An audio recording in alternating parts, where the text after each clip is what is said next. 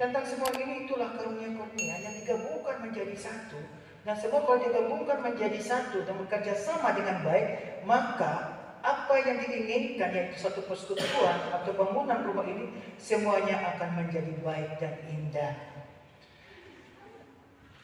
Firman Tuhan hari ini pun juga mengajar bagi kita bersama bagaimana kita masing-masing yang punya karunia.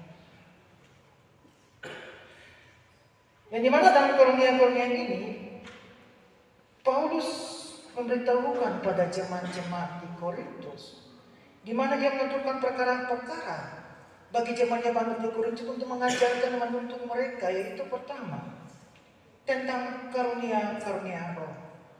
Kedua, ada rupa-rupa karunia tetapi satu roh, dan ada rupa-rupa pelayanan tetapi satu Tuhan. Ketiga, ada berbagai-bagai perbuatan ajaib tetapi hanya Allah yang mengerjakan. Keempat, tiap-tiap orang dikurniakan pernyataan roh untuk kepentingan bersama. Kelima, semuanya ini dikerjakan oleh roh yang satu dan yang sama. Pertama, tentang karunia-karunia roh. Berbicara tentang karunia roh, Paulus memberi suatu penjelasan kepada jemaat-jemaat di Korintus, yang dimana dalam penjelasan itu dapat diketahui bersama tentang sebuah kebenaran yang dimana masing-masing orang diberikan karunia-karunia yang waktu masih belum mengenal Allah. Yaitu pada saat itu orang-orang Korintus masih menyembah berhala. Di sini Paulus memberitakan sesuatu yang berarti bagi mereka, supaya mereka meyakinkan di dalam diri mereka tentang sebuah karunia roh. Bahwa karunia roh itu bukan berasal dari apa yang mereka sembah itu berhala-berhala, melainkan berasal dari Yesus Kristus. Dengan suatu pengakuan Yesus adalah Tuhan yang bisa dilakukan oleh seseorang yang dipimpin oleh Roh Kudus. Jika tidak ada seorang pun dan satu kuasa pun yang dapat mengaku Yesus Kristus adalah Tuhan kecuali melalui Roh Kudus.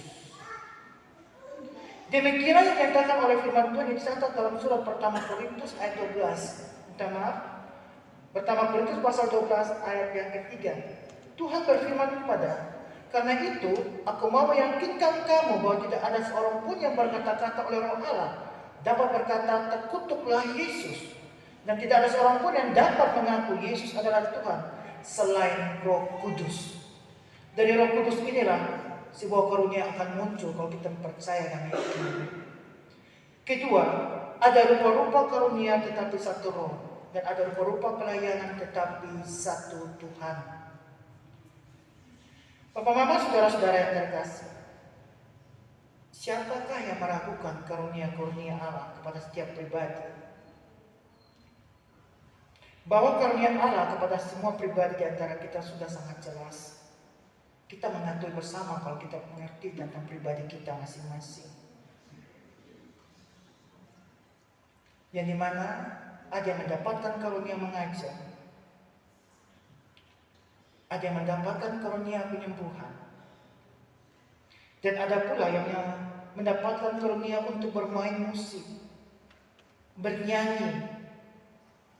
Dan apakah semua itu dilakukan untuk satu persekutuan untuk memuji Tuhan?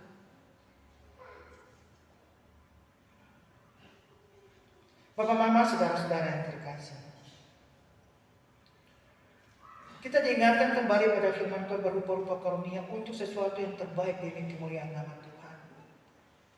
Saya bertemu dengan anak-anak muda, saya bilang, kalau yang bersuara gagah-gagah semua kalau menyanyi lagu pop ini ya. Coba kalau bisa menyanyi lagu rohani di gereja, bisa tidak? Kalau enggak, saya bilang pada mereka. Apalagi kalau saya lihat mereka di Facebook, wow, kalaupun suara punya gagah lah ya. Demi cintaku padamu, wow, bagus sekali. Kadang saya komen, wah ini kalau demi cinta pada Tuhan menyanyi gereja bagus juga gitu. Seperti itu. Ada suara-suara yang begitu indah. Namun kadang-kadang kita lupa untuk memuji Tuhan juga. Namun bukan berarti saya bilang bahwa suara-suara begitu indah menyanyi lagu pop itu untuk menyenangkan banyak orang, itu tidak perlu, tapi perlu juga Namun harus ada diutamakan juga, yaitu kemuliaan nama Tuhan. Jadi hati-hati kalau ada yang menyanyi di Facebook, pasti saya komen pertama. Itu talenta sekarang, kemuliaan Tuhan berikan suara yang indah. Nah kadang-kadang di antara kita, bapak mama saudara-saudara yang terkasih, kita mendapat talenta suara yang indah, tiba-tiba ada orang suara jelek menyanyi, kita semuanya Allah. Itu ada persekutuan indah tidak ya? Hati-hati loh bapak mama, walaupun itu suara jelek, tapi kalau benar dengan memuji Tuhan dengan hati yang sungguh, itu 2 kali lipat dari doa kalau puji Tuhan ya, yang menyanyi. Hati-hati kalau kita mengolok, padahal itu karunia Roh Kudus atau karunia Roh Kuda. Nah ini kita harus pikirkan baik-baik bapak mama. Malah kita merasa malu, dia yang suara jelek saya mau memuji Tuhan, apalagi kita yang suara gagal. Untuk mengandalkan satu persekutuan yang indah untuk menunjukkan bahwa itu kemuliaan nama Tuhan. Dan juga ada pikiran-pikiran dari roh-roh jahat yang selalu masuk pada diri kita bapak mama.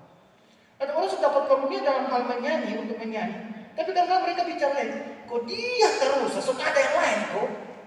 Padahal kita ini juga bisa menyanyi, yang omongin. Tapi kenapa kita tidak menyanyi, kita orang yang menyanyi terus?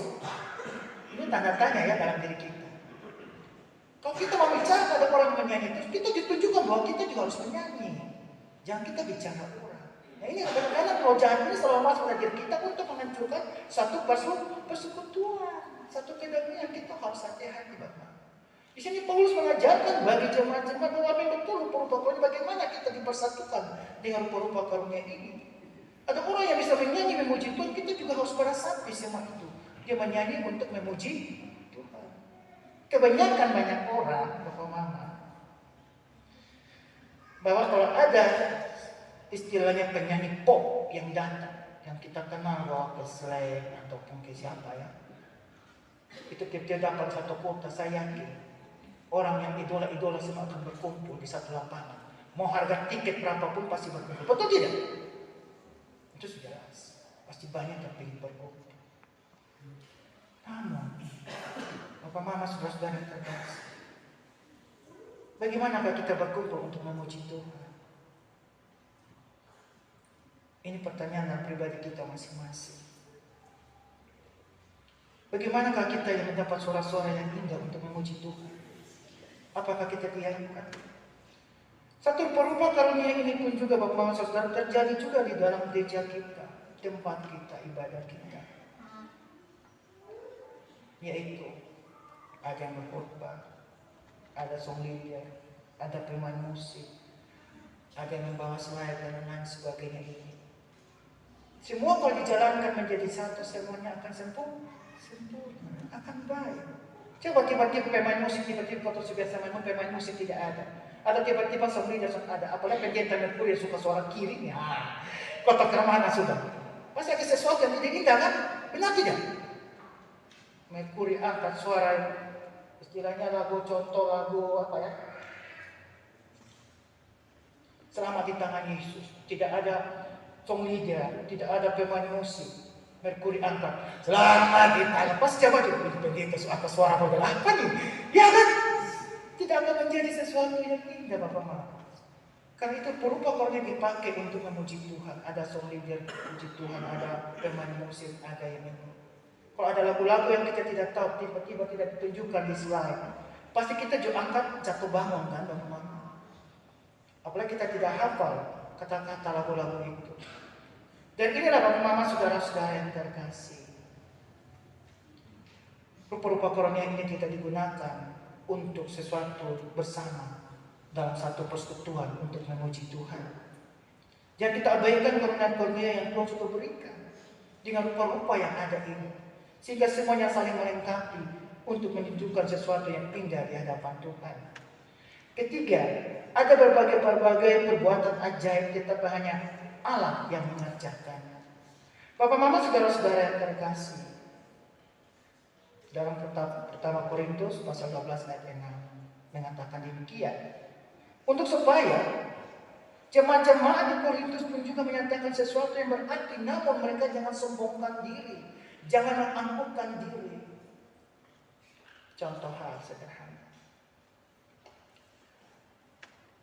pemain musik. Contoh pertama, ini contoh Omen. Diomel yang tersinggung, tapi diomel glosan bermainnya sehabis. Ini contoh. Omel pemain musik yang hebat, jago. Tiba-tiba ada orang yang pas mau pingin bermain musik dengan jatuh bangun. Omel olok sendiri. Apakah itu benar? Tidak.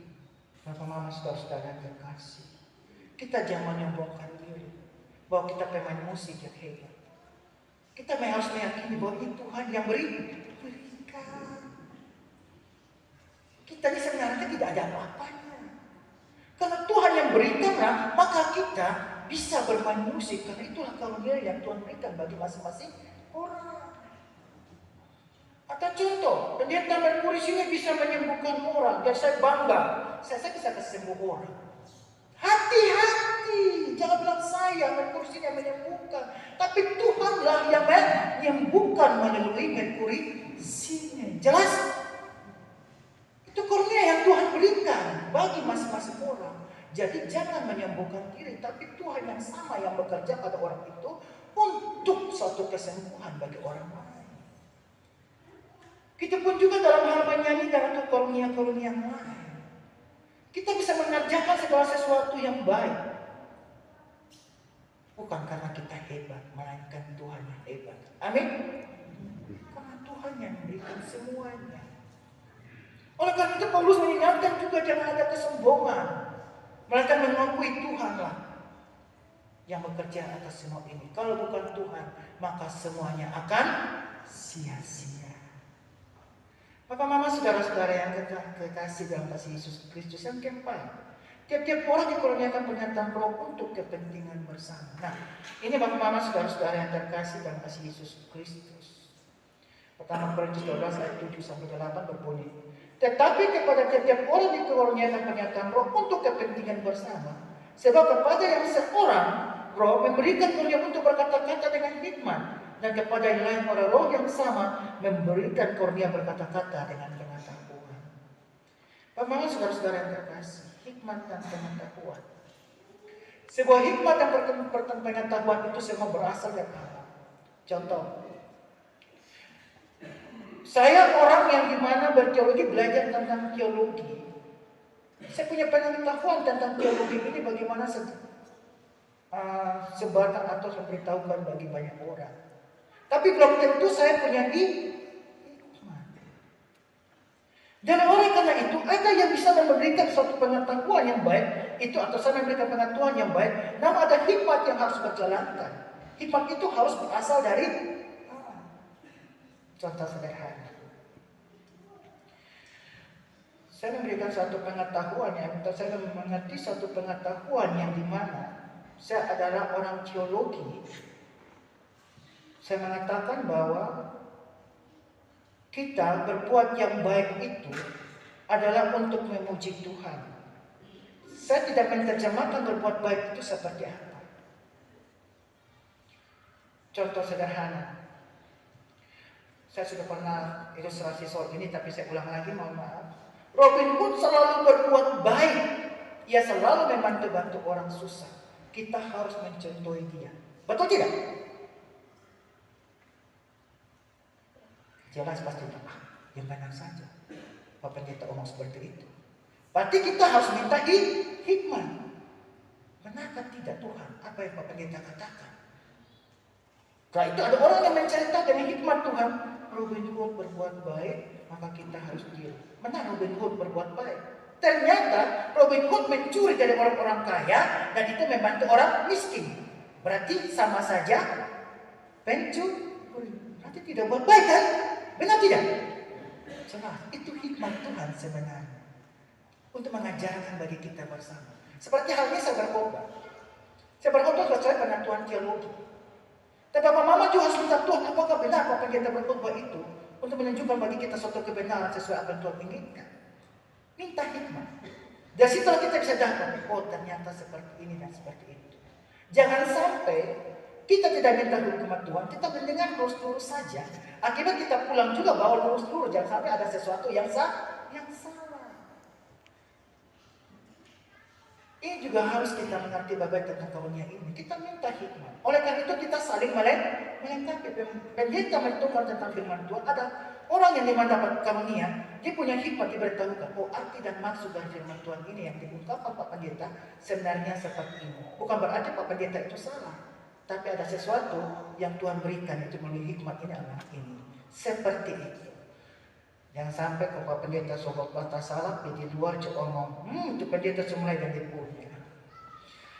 Itu bukan hikmat Tuhan, tapi itu hikmat manusiawi, kedagingan. Ya Bapak Mama saudara-saudara yang terkasih, hikmat Tuhan dia menjalankan sesuatu yang terbaik menurut kehendak Tuhan. Baik Bapak Mama saudara-saudara yang terkasih, untuk saling melengkapi di dalam satu persatuan supaya indah di mata Tuhan.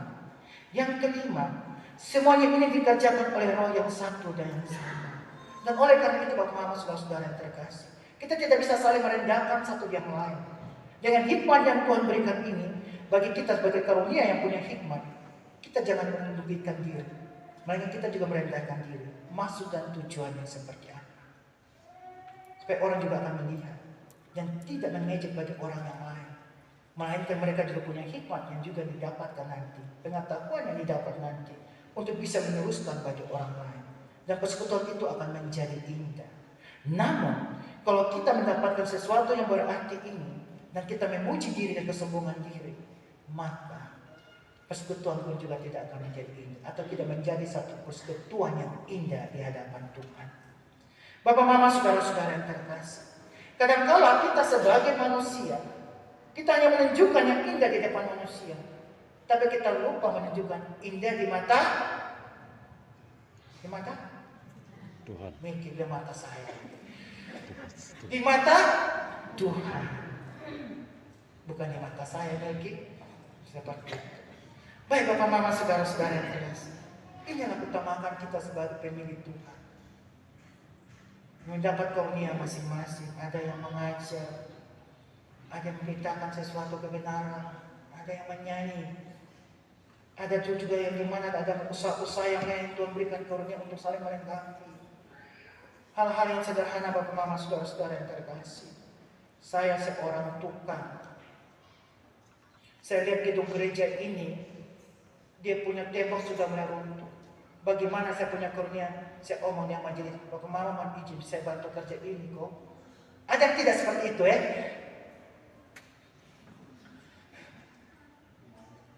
Oh ini tidak ada. Itu suai. Ada yang karunia bisa bermain musik yang indah. Tapi gak cuma dia, tenang. Disuruh dulu baru, oh iya main. Tapi adakah di antara kita? Minta maaf Bapak Mama, saya harus kebenaran seseorang. Bilang Pak Pendeta, di Bapak Mama majelis, saya bisa main organ. Bolehkah saya main organ di gereja? Puji Tuhan. Adakah yang seperti itu? Tidak ada. Mama saudara-saudara terkasih, adakah di antara kita? Saya datang suara gagah, Pak Pendeta ataupun bagian liturgi. Contohnya minta maaf ya, sekarang lagi masa pemulihan, kita doa bersama supaya Mama Graga disembuh. Sekarang dibantukan oleh Ibu Agus ya. Oke. Coba berani minta Ibu Agus. Saya juga mau menyanyi, saya juga ikut sombong. Adakah seperti itu?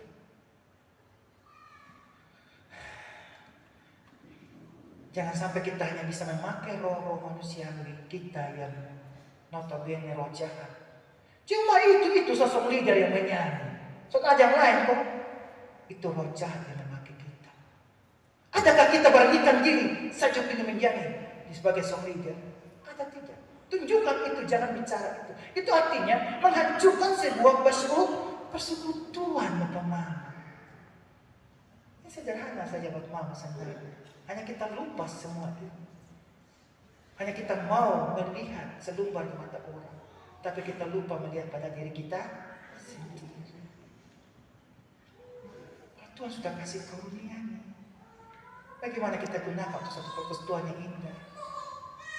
Karena kalau itu kita lupa. Ada orang juga yang mengatakan, oh, itu pemain musik menyanyi susah saya main sudah salah-salah. Adakah di antara kita yang tahu main musik dan mengajarkan main yang benar dan mengajarkan orang main yang salah itu? Contoh, Minta maaf, saya Om Bapak Mel pernah naik. Bapak Mel, tadi ambil nada itu salah, sekarang ambil nada seperti ini. Dia punya hikmat, dia punya karunia bermain musik. Yang sendirian dia ngomong sama Bapak Mel, sendiri, Bapak Mel, saya bisa, tadi itu main musiknya salah, sebenarnya minta maaf ya Bapak Mel, saya ajar caranya ya. Luar biasa. Ada yang tak seperti itu? Tapi kebanyakan kita olok di luar gereja. Dia tuh Mel dong, dia main musik sesuatu salah. Kasihan. Itu bukan Roh Kudus yang bekerja. Roh jahat yang menghancurkan kita supaya persekutuan kita ini hancur. Karena roh yang dimana Tuhan sudah kasih yang berupa-rupa karunia ini, seperti yang hal yang saya berikan contoh main musik yang hebat atau bisa main musik, diberitahukan, diajarkan bagi orang yang main musik melakukan yang salah, diajarkan dengan baik. Itu baru puji Tuhan, menjadikan sesuatu persekutuan yang indah. Bapak, mama, saudara-saudara yang terkasih, dan firman Tuhan ini mengajarkan bagi kita bersama. Pertama, menyadari bahwa Allah dalam Yesus Kristus dan Roh yang Kudus adalah sumber karunia. Sumber karunia yang Tuhan berikan ini untuk bagaimana kita jalankan dalam kehidupan kita sehari-hari. Untuk menjalankan untuk menjalankan ini, untuk membuka satu persekutuan ini dengan saling melengkapi, saling menuntun, saling menerima masukan-masukan dari orang. Untuk sesuatu kebahagiaan, satu kedamaian. Tapi masing-masing masuk pegang pertahankan dirinya yang dikerjakan oleh roh jahat, maka tidak ada kedamaian, tidak ada persekutuan. Benar tidak? Itu sangat benar sekali, Bapak-Bapak. Oleh karena itu pun juga Bapak-Bapak, dalam sumber sebagai karunia ini, marilah kita diajak bersama juga untuk ingat kepada Allah Tritunggal. Dia memberikan semua ini untuk kita kerjakan dalam kehidupan kita sehari-hari. Kita juga harus mengakui diri kita adalah bukan siapa-siapa. Kita harus mengakui bahwa diri kita ini adalah orang yang tidak bisa buat apa-apa. Hanya karena oleh Tuhan lah kita bisa membuat semuanya ini. Kita harus mengakui itu. Kalau bukan tanpa Tuhan, maka kita bukan apa-apa di dunia. Amin. Yang kedua, setiap orang percaya akan dimintai suatu pertanggungjawaban oleh Tuhan dengan karunia yang Tuhan sudah berikan. Bapak, mama, saudara-saudara yang terkasih, setiap orang Kristen yang dianugerahkan karunia tertentu untuk melayani dan bersaksi harus berpendapat bahwa mereka semua mengerjakan pekerjaan yang sama, yang dikehendaki Allah dan dikurniakan Roh Kudus, meskipun dengan cara yang berbeda-beda. Namun semuanya harus saling melengkapi, saling menuntun, dan melepaskan egoisme di dalam diri masing-masing. Bahwa kita semua adalah satu tubuh, dengan kepalanya adalah Yesus Kristus. Sederhana, Bapak Mama, tangan ini terluka, kena gores, pasti tangan kanan ini dia mengambil obat dan dia oles. Benar tidak? Mata ini sakit, dia melihat dan mencari, tangan dua bekerja, kaki bekerja, mencari obat apa untuk mata ini dan bertetes. Semua saling melengkapi. Tidak mungkin tubuh kita ini satu luka satu pasti akan memalukan. Tidak mungkin kan? Pasti di kepala akan rasa sakit. Yesus juga saja rasa sakit. Yesus beri kosong semua karunia. Yesus kasih kosong keselamatan, pengampunan dosa. Kenapa kosong masih seperti itu? Itu kepala sakit, aduh betul pengorbanan sia-sia. Sama seperti seorang bapak, dia bekerja banting tulang untuk mensekolahkan anak-anak. Tapi anak-anaknya tidak sekolah dan baik dan arif datang dan tidak naik kelas. Bapak dan mama sakit hati tidak? Ya, sakit hati ya, jelas sakit hati. Jelas sakit hati. Yesus pun demikian. Oleh karena itu kita diajak bersama Bapak Mama, saudara-saudara yang terkasih. Mari kita selalu memegangkan Yesus. Supaya Yesus itu melihat kita, dia penuh dengan kebahagiaan. Karena dialah sumber kebahagiaan. Dan kita diajak bersama juga. Marilah kita saling melengkapi dengan karunia yang Tuhan sudah berikan. Janganlah kita saling menjatuhkan satu dengan lain. Melainkan penuh hikmat Tuhan, kita saling memperbaharui. Kita saling menuntun, saling menerima. Untuk tujuan yang utama, yaitu menyenangkan hati Yesus. Tuhan memberkati kita semua.